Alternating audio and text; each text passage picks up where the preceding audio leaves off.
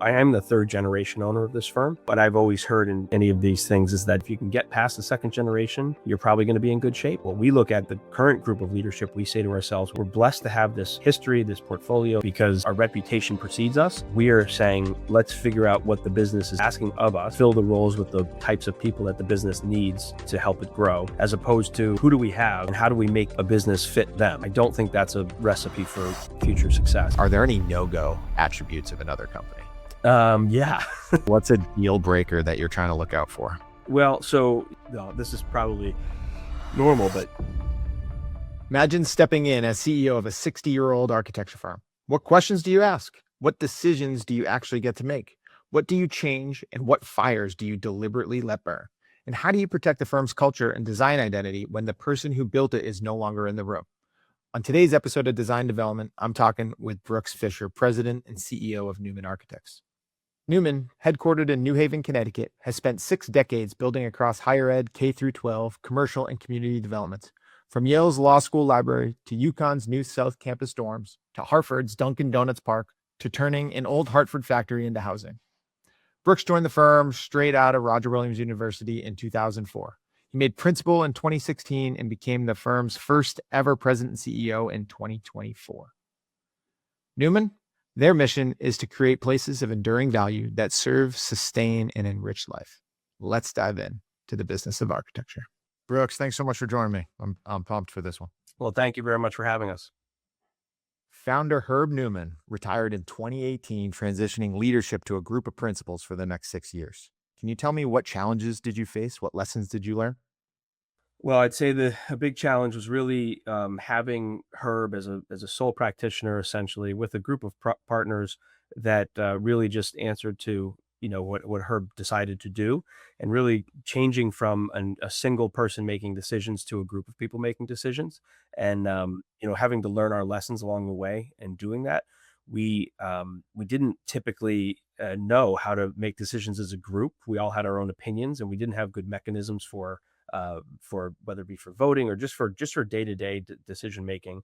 And I think we initially went into a mindset of let's make decisions by consensus, which sounds good on paper and sounds good as a group of people thinking that we all are going to always agree. But the reality is we really just don't always agree. And so we struggled a bit with that, with coming from an individual making day-to-day decisions to a group of people making decisions.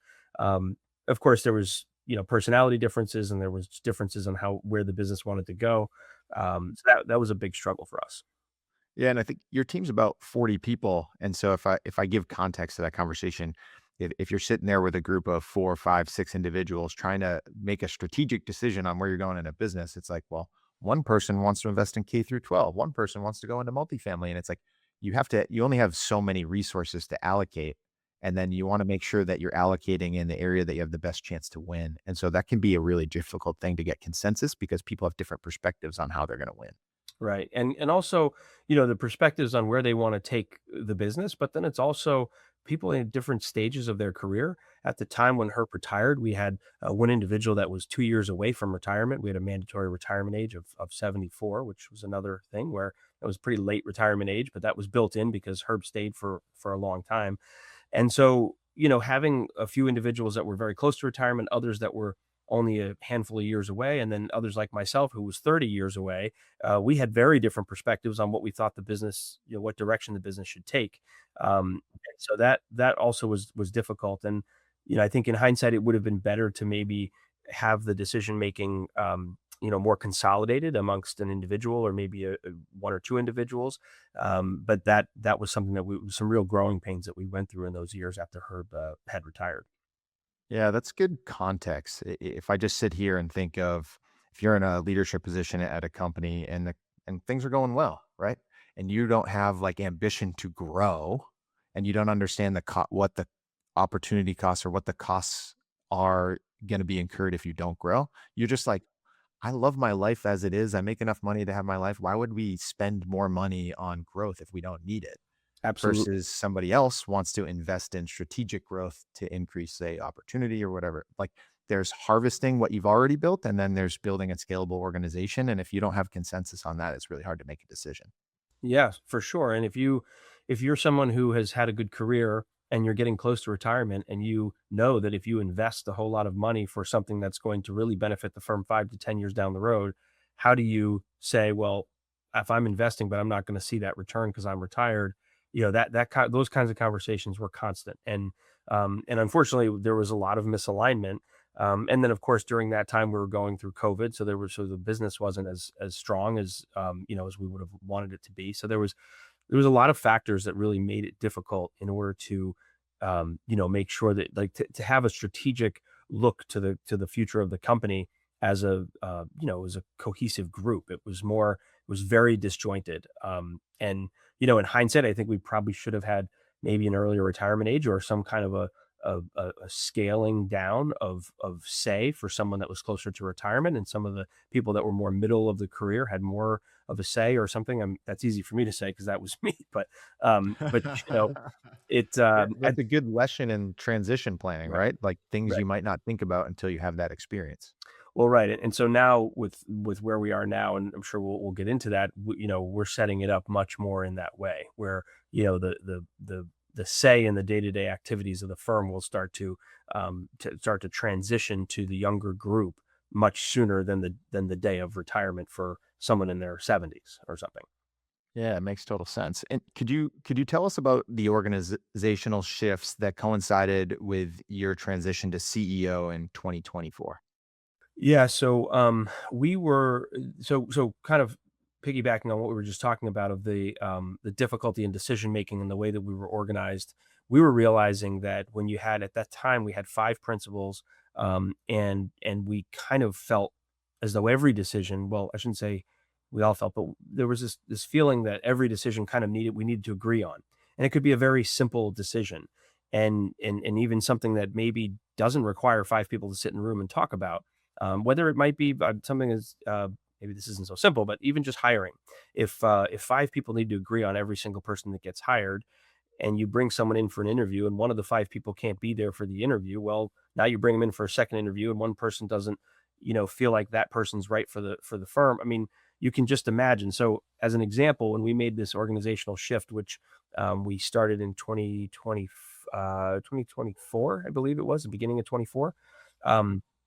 We created essentially roles and responsibilities, and we very clearly defined those roles and responsibilities of each individual in the firm, and each individual, I should say, in leadership. And so, as an example, when it came to hiring, one person is in charge of hiring. They're given a budget. This is what your budget is for salary and for acquisition of people. And that person goes out, and that person's also responsible for kind of staffing and understanding what's needed for the projects.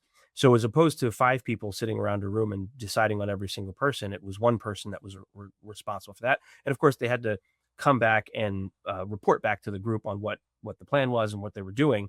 But it was much more of a kind of separate and delegate the responsibilities. And I was using the hiring of someone as an example, but that we did across the whole office. We really tried to list out every single thing that we had to do and every single thing that needed to be accomplished on a day-to-day basis, and separated it to different individuals in the leadership. And then what we do now is we have a quarterly check-in with those groups and say, make sure that everybody is doing what they promised they were going to do. And that was really our major organizational shift. And part of becoming CEO is we never had a CEO before. We just had a group of principals. So the idea was, well, being CEO, president and CEO, I have to make many of those business and executive decisions for the firm on a day-to-day basis. We have a COO who makes a lot of those operational decisions. Um, I will talk with her about what it is that she's doing, but at the end of the day, she has the authority and to make these decisions that help us on a day-to-day basis. We have a director of higher education. We have a director of design. So our director of design is really working on making sure that the design process across the office is implemented. She has to report back to the larger group. But the idea is that these different compartments of the office, we have a director of marketing, that they're all responsible for their areas of the firm. And it's actually really helped us to grow, because it doesn't mean that all of those people are all responsible for everything. They're responsible for their own individual areas of focus. and then they report back to the big group on how they're doing. So it's been a major shift for us. Again, that was the very beginning of 24, so we're about 2.5 years in, if I'm right on that. Yeah, about 2.5 years in, and we've seen some major growth, and profitability is significantly different, and it's an exciting time for us, really. Yeah, I'm glad you mentioned even profitability there because one of the lessons I learned in business was the knowledge worker, which we as design professionals, as an architecture and engineering firm, it's the knowledge worker spends up to 30% of their time on rework and scope creep. And I say 30% is pretty high, but if we just call it 20%, that means one day a week is working on something that is not contributing to the bottom line. It's working on scope you never billed for, or it's redoing something you already did. And then it's like, how do you uncover those causes? And so when I hear this shift, I'm sure somebody's thinking it's like, well, they appointed 2 people to the C-suite and a bunch of directors, and then their profitability, like, how did they make that all work? And it's like, because you're probably getting rid of a lot of these inconsistencies across the company, right? You create stability for the whole team to be in a position to succeed. Yeah, absolutely. No doubt about it.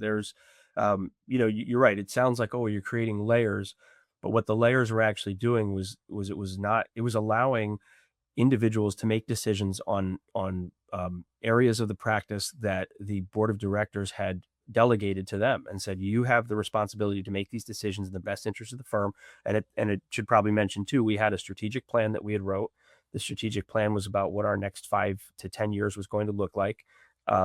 Everybody had to buy into that strategic plan, and everything that everyone was doing needed to contribute towards the strategic plan for the future. And so that really is kind of like our guiding our roadmap. And if we get together quarterly and we find that an individual is doing something that's not contributing towards the strategic plan, that's when the conversation will happen. And then we also have our goal in these quarterly meetings is to say, what are you going to do in the next three? What did you do in the last 3 months? And what are you going to do in the next 3 months? And it all gets written down. So when you go and sit down again in that next quarter, we can look at what you said you were going to do. Did you do it? And what are you going to do in the next quarter? So there's an accountability aspect that we were trying to create. Um, Reverting back to what we had before, there was a lack of accountability, and not on purpose, but just because you had 5 people making all the decisions. It was never really one person's responsibility to do X or Y. It was kind of everyone's responsibility to do X and Y. And so it was easy to go, well, that never got done. Well, who was responsible for it? Well, we all kind of were. And so it didn't get done, or it didn't get done as quickly as it should have. So that's a major difference for us too, is just kind of creating that accountability loop amongst the leadership, which has been a major change for us. Yeah, and I think the key with strategic planning and really what you just described there, it's the accountability comes from clarity. A lot of times when you're like, well, this person's not accountable, it's like, well, did we really have consensus and a clear expectation of outcomes and how we're going to get there?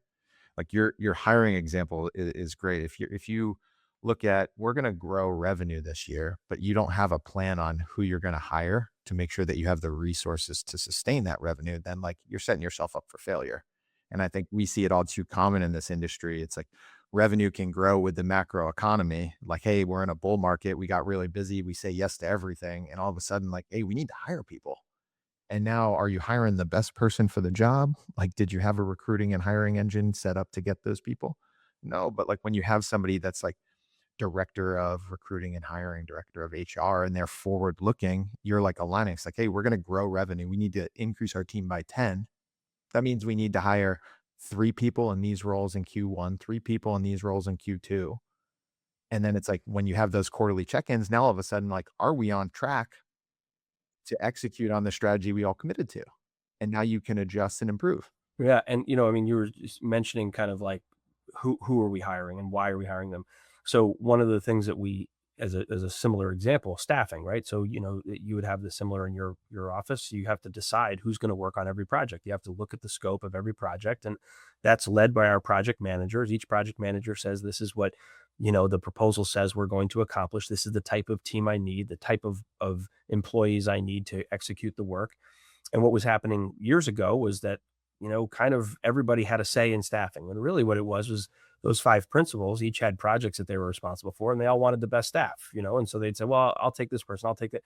And what we did was that person actually that's in charge of recruiting, who's our COO, is also in charge of resource management.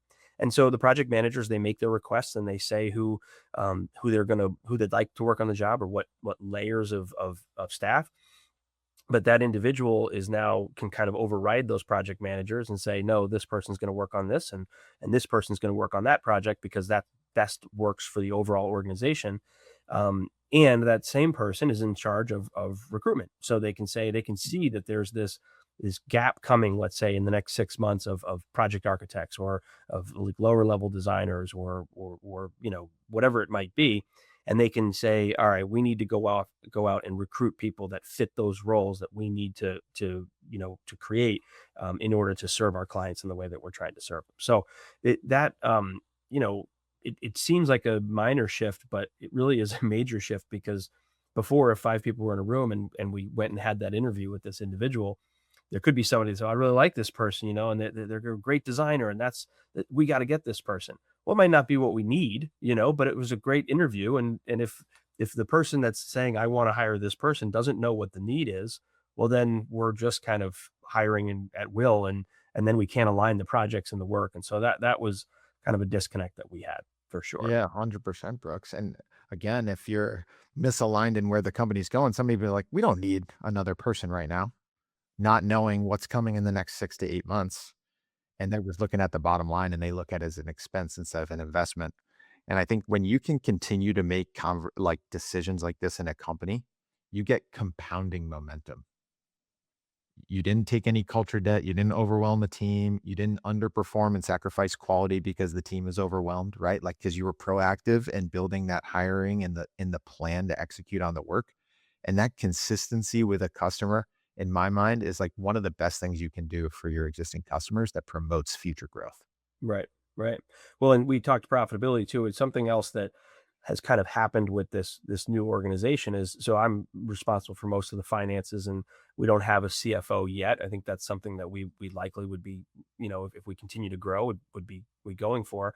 But so using that whole example of the hiring and recruitment and project managers creating staffing plans for projects, it's very easy for someone to just create a staffing plan and build this whole team. But if it's not going to be profitable, and we can tell with our technology systems that we have, when they staff a project, you're not going to be profitable. And what I will do is I'll look at across the office, and I'll look at the total revenue that we plan to earn. We have a lot of planning in there, and I'll say, well, we have this many people, and if our revenue per employee drops to a certain number, I know we're going to be in trouble. If our revenue per employee gets above a certain number, I know we're going to be in trouble in the other way. So there's kind of that balance where our COO might be saying, okay, I think we need to hire again.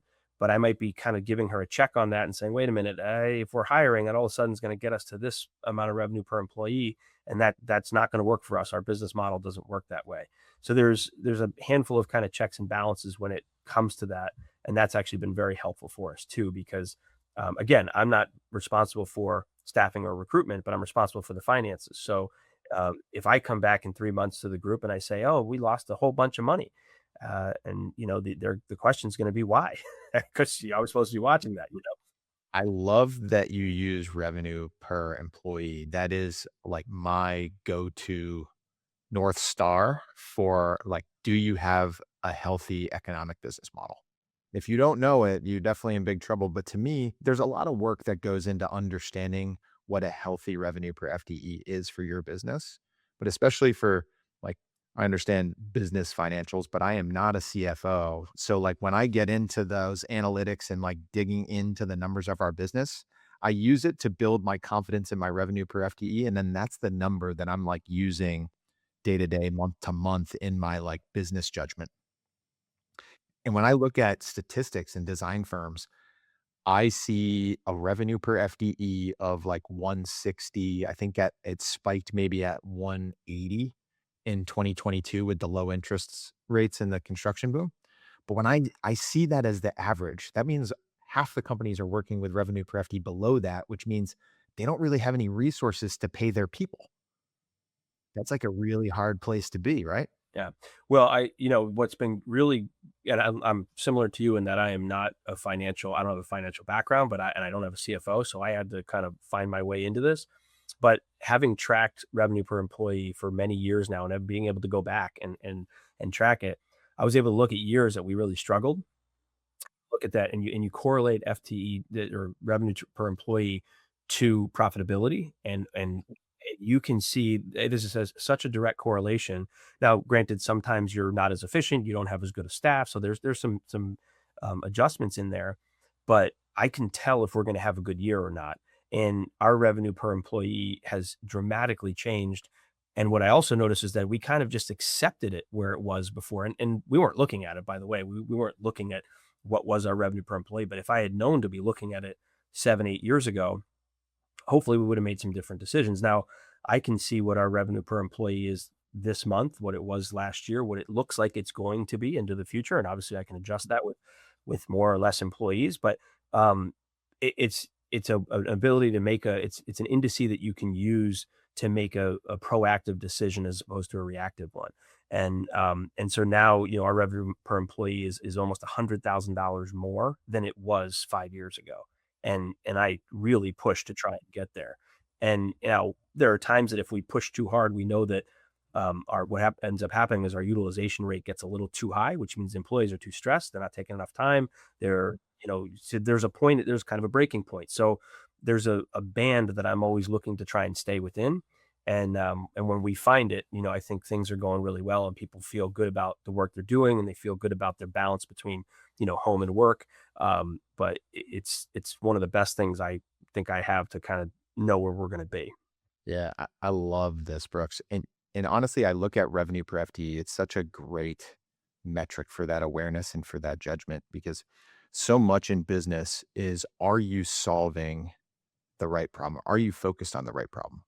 And I think what can happen when you have a lack of data or you don't have this financial gauge on the health of your business, like if you have no idea what your revenue per FTE is, like how are you ever going to make a decision on your pricing, what jobs you take or hiring or compensation? You don't even know where your problem is. So you're likely making decisions thinking that it's leading to a successful outcome, and you actually don't know if that's the case. And so this frame, are you focused on the right problem? It's like wrong problem, wrong solution, wrong problem, right solution, right problem, wrong solution, and then right problem, right solution. Like half the battle is just making sure you're working on the right problem. Because if you're not working on the right problem, you actually it won't lead to business success. It won't lead to team success. It won't lead to customer success. So it's like, so being an objective thinker, and I think what draws me to Newman Architects so much is this entire conversation is how objective your team was able to look at the business itself and like evaluate where you needed to go and the shifts you had to make as a company to be able to get there. Yeah, I'm glad you said that. That kind of gets me realizing something that I've thought a lot about in our business change, and that is the word is objective, and there is an emotional connection that we all have to our business, right? Of course we do. It's like your baby, it's your investment, it's everything. But if you're allowing your emotions to make business decisions for you, you're going to get in trouble quick. And I think we did in the past, being an architecture firm. Now, when Herb was running the firm, he could make decisions that were best for him and his family and for what he had his aspirations for the work he was doing.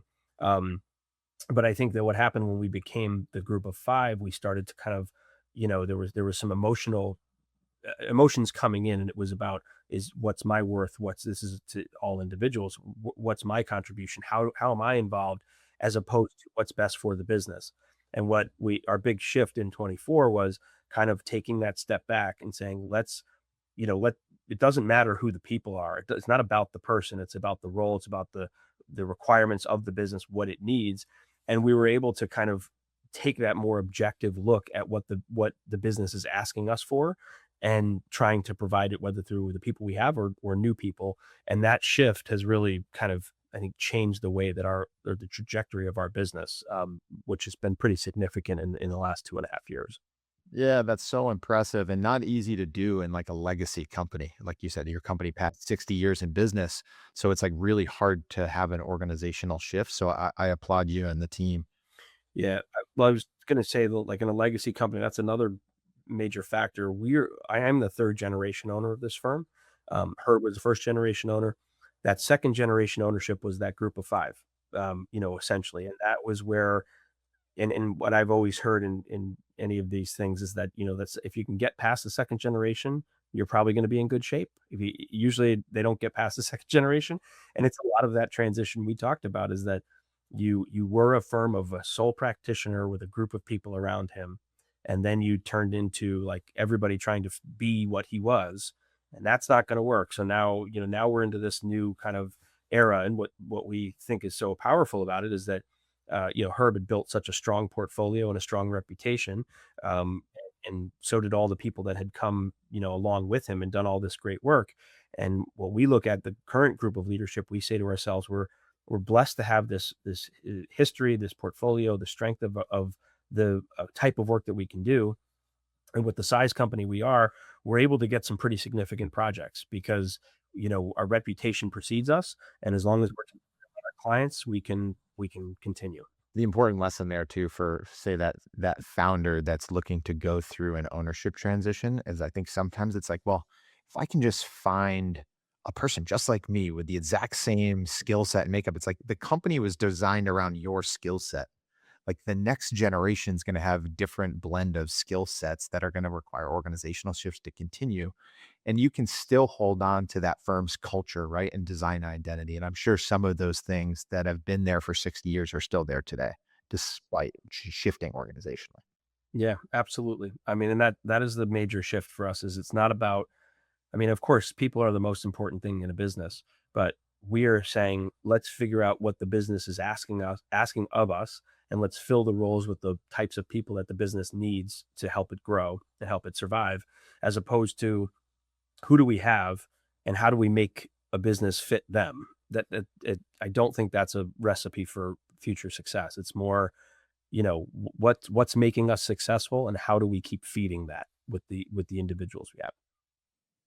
Brooks, could you highlight some of the market sectors that you serve now? I want to shift to looking forward in this next generation and the things you're focused on. So let's give the audience a snapshot, the market sectors you're served, and maybe talk about some of the key projects you're proud of. Right. So we have three major market sectors that we break them out into. One is higher education. That's lots of residence halls, academic buildings, lots of athletics on college campuses.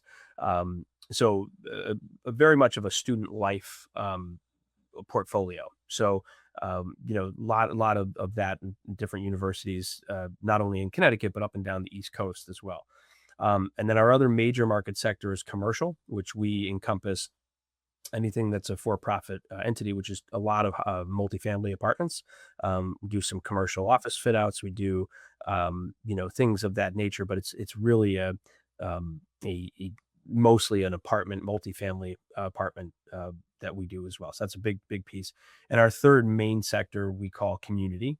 And our community sector has a wide range of different project types, but is typically we would have we do some country clubs, we've done libraries, we've done sacred spaces and things like that. So that's a kind of a major aspect as well. And then last is K-12 education.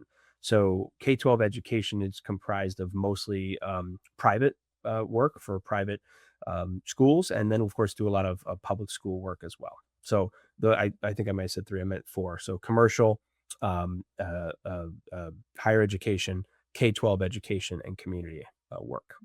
Amazing. And what's your geographic reach? I know you're headquartered in Connecticut, but it seems like you've done work well beyond Connecticut. Yeah, so we're headquartered in Connecticut. So if you had a heat map of our work, you would see a lot of it in the Connecticut Northeast area. But we had an office in DC for about 12 years. So we have quite a bit of work in DC and still do work down there as well. Just don't have the office location anymore. We also have done quite a bit of work in Florida for a handful of clients down there. So, and we're still doing work in Florida today. We've done work as far west as Hawaii. We recently finished a public school in collaboration with another architect in Hawaii. That's not to say that we blanket all of America across to Hawaii, but that's kind of a one off. We've done so it's mostly I would say East Coast, centered around New England and then down the East Coast, and then we have a couple of one offs, one in Oklahoma, Ohio, Hawaii, but those are a little bit of one offs that are out in the Midwest and West. Looking forward in this next generation of growth, did I see that you're considering growing through acquisition?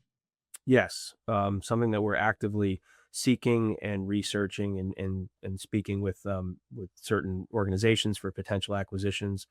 That's for 2 reasons, and for there's different, strategies around that.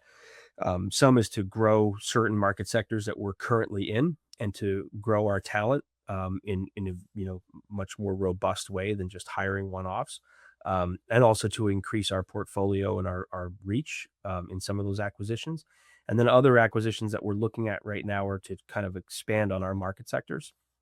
So, as opposed to trying to, as an example, we're in New Haven with Yale. We do a lot of work with Yale University, but we don't do a lot of lab work. It's just not something we've really done.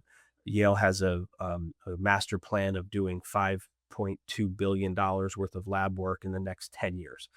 So we stand up in our office and we look down at Yale doing $5 billion of lab work, and we don't do it. That's a problem for us. So, something that we have been actively looking at is, finding a firm that specializes in lab work and does work at Yale or other places. That would be the kind of acquisition where we'd increase or we create a new market sector for ourselves. So those are the two ways we're looking at acquisitions right now. Now, other than say the strategic side, what other like organizational qualities are you looking for in an ideal acquisition? Or maybe a better way to ask that question, are there any no-go attributes of another company? Yeah. Like So what's a deal breaker that you're trying to look out for? well, so what? No, this is probably normal, but the ones that are interested in talking about selling a lot of times is an individual that had run a practice, created a practice, and wants to retire. And that's fair, makes sense. But there's somebody that is looking to sell, get their money, and go. That doesn't really work because you can't integrate a portfolio into the business unless you have kind of a commitment from that individual to stay for 3 to 5 years for a real transition of clients and knowledge and understanding. So that's kind of a first red flag, is somebody that's just looking for the paycheck to walk out, and typically they don't get as much because they're not willing to kind of make the transition happen. I think the other would be a major cultural divide. You know, that's harder to figure out, especially in the early stages. But I feel as though what we've done a lot of is a lot of these firms that we're talking with, we try and work with them. We try and find an opportunity to do a project with them. And once we do a project with them, we can pretty much not tell their culture, but we have a much better insight into what's happening inside the walls beyond just looking at, financial statements and such. That's a pretty cool strategy. I haven't heard that one before. But you're right. I think an important frame I use talking about acquisitions is being aware of what you're buying. So you're buying a book of work, a book of clientele and relationships, and a team that can execute on that. So you're buying that revenue and cash flow with that team. What you're also buying is culture debt, right? Position overlap, technical debt, management debt, training and onboarding debt. Like, so there is definitely, it's being aware of what you're buying. And I think being more aware of the debt that you're buying, because you're going to have to pay that debt back somehow, some way. And then if you're going to have a successful acquisition, it's like, how are we investing? Who and our team is responsible for this? You already talked about like how you identified, like, we need a director of sustainability, a director of housing, director of marketing. It's like, you're probably going to need somebody that is responsible to make sure that that transition is successful, right? Invest in the team to get that done. Yeah, no, it's so true. I mean, there's, like I said, you could look at the financial statements, but that doesn't tell you all that you're buying. And I like the way you frame that you're buying cultural debt, and there's always something that's baked within an organization. You're going to have, if a transaction does happen, you're going to have some of the good people in that firm that don't want to stay because they think, oh, now I'm coming in and I've lost all my capital that I was building over the years. Um, so there's natural attrition that would happen likely, right? So you have to kind of factor all that into the to what you're doing. Um, and yeah, it's something. It's just kind of it's more than just those financial statements you're looking at. You're looking at kind of a little bit more of the intangibles that you have to weigh. A business's ability to scale is directly connected to their ability to develop leaders. It's like a lesson that is ingrained in my head. So I'm always thinking about like, how are we developing leaders? What traits do you look for in future leaders that are going to help you grow in this next stage? I mean, it's so true, because just in our situation, the I think part of our success has been putting people in positions to become leaders, to grow into leadership roles, and giving them those opportunities without trying to micromanage them into those roles. Um, to your direct question of what are we looking for? I mean, the easy answer, but the one that is so obvious to me is somebody with, initiative and ambition. And, it's hard to tell that in an interview. Sometimes you get a little sense of it, but I find it very easy to figure out once somebody's in your office and working. So, we'll hire people. You go through a pretty intensive interview process, trying to ask the right probing questions. Are they the type of person? Do they have the entrepreneurial, mindset that we're looking for? You can glean some of that from the interview process, but once they come into the firm and they start working, and you realize that they finished a task that was, that was asked of them for the week, if they kind of say, "All right, I'm done with that," and they turn another way and don't do anything, or if they just start going on to something else like that, that mindset of there's always more that I could do to help the team, to help the, whatever it is that we're trying to get to, that the initiative, ambition, people are the ones that kind of rise to the top. And we in our organization, we're a relatively young organization now, and we have people that have risen to the top very, very quickly and become principals at very young ages. And part of that, well, most of that was because some of those individuals deserved it and earned it and worked for it.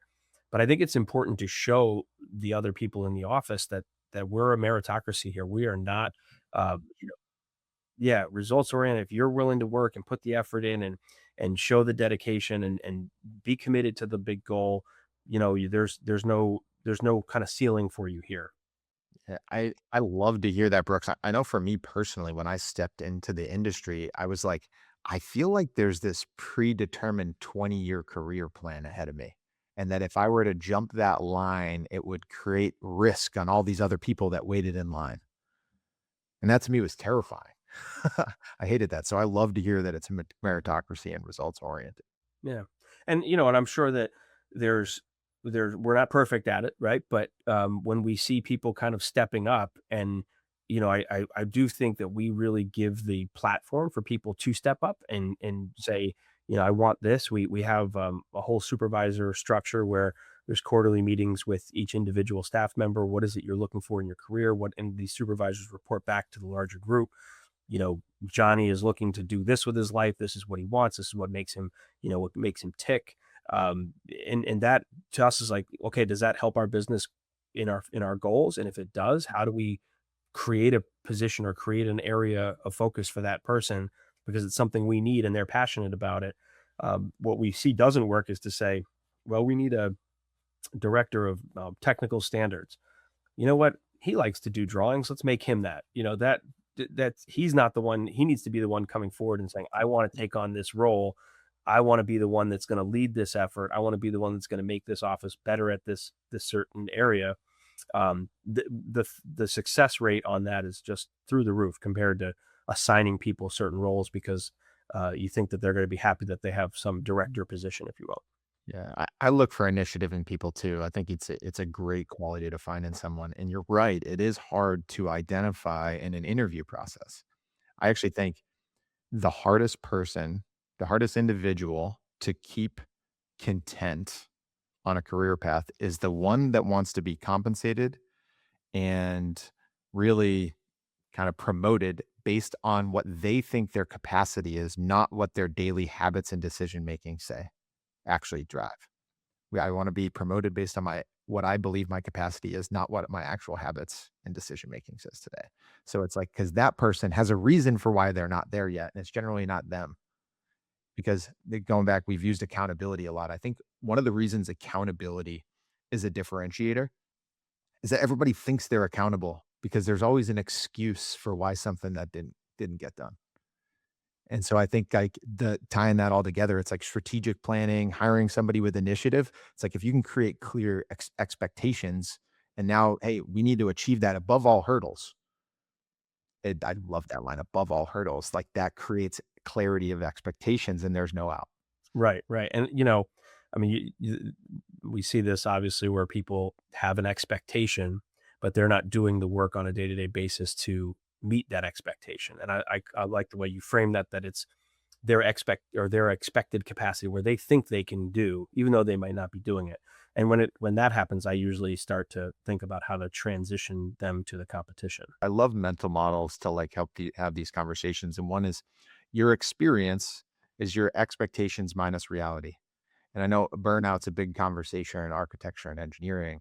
And a lot of times it's because the things that they're working on and the skills that they're developing earlier in their career are the things they think are going to lead to success, lead to higher compensation, lead to this lifestyle that they envision for themselves.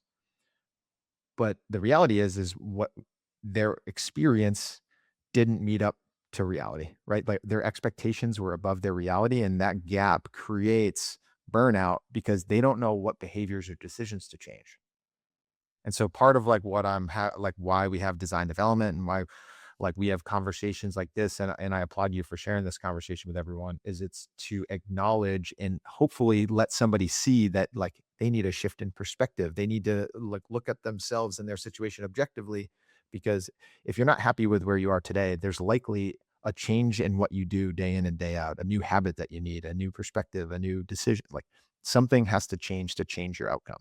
You can't keep doing the same thing and expect a different outcome, right? You studied architecture at Roger Williams, and here you are, CEO of a scaling business. Where do you turn to develop your business or your financial acumen? Wow. Well, I mean, you can imagine, I'm sure you're the same, plenty and plenty of conferences and all that, but but more than anything, it's the on job training. And what I mean by that is that when I came in as an architect, I started by drawing bathrooms and drawing stairs. That's always the architect's thing that you do when you first get out of school.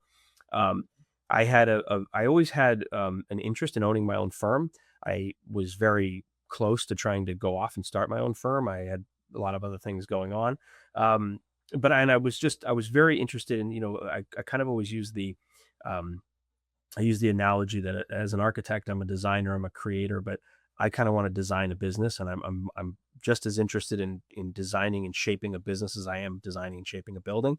And so I had this real kind of acumen towards profitability and just managing effort. And so at the time, I was a project manager at Newman Architects, and my projects were very profitable for the most part, and on some slim margins, but we would be profitable. And so I was asked at the time when I was kind of debating on whether to go off and do my own thing, to come in as a principal and take over the kind of financial aspects of the firm. At the time, our business principal was retiring, so I had about a 2-year overlap with that individual. Then she was retiring. She wasn't an architect. She just kind of did the books at the office, and so it was just a tremendous amount of kind of learning what we didn't know, or learning what I didn't know, and seeing what the business was missing. And and honestly, it was a lot of asking questions of the group at the time. Mostly it was Herb and others. Well, what about this? And not that I knew what I was even asking for. And they said, well, we don't know anything about that, or whatever it might be. So um, it was a lot of on-job training to kind of figure out what is it that we need. It goes back to like, what's the business asking for? And so that then of course I did a lot of kind of training sessions. I went off to conferences, and I went to different publications and things like that. Um, I I think one thing we talked about was books, or my one of the greatest books I've ever read in my life, and I've probably read it 4 times now. Probably listened to it 3 times and read it 2 or 3 times. Whenever is Good to Great by Jim Collins. I don't know if you've ever read that Yeah, before. phenomenal book. That's I a great mean, recommendation. and what I found so intriguing about that book was that it wasn't it didn't tell you how to do anything. It just told you what the successful businesses all had, like what was the common denominator, And it was just dynamic leaders, people that were willing to kind of break the mold a little bit, that put the right people in the right place. It was never just, I mean, it was usually about, maybe the leaders of the firm, but it wasn't just one person that did everything. It was one person that allowed a lot of people around them to make the company successful. So it was get the right people and figure out how to make the business work with what you're trying to accomplish. And to me, that's always just that book's just always been one that kind of got me to a place of like, all right, well, this isn't working. Why do we keep doing it?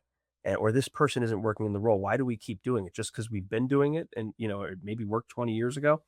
So maybe that's the long-winded way of answering that.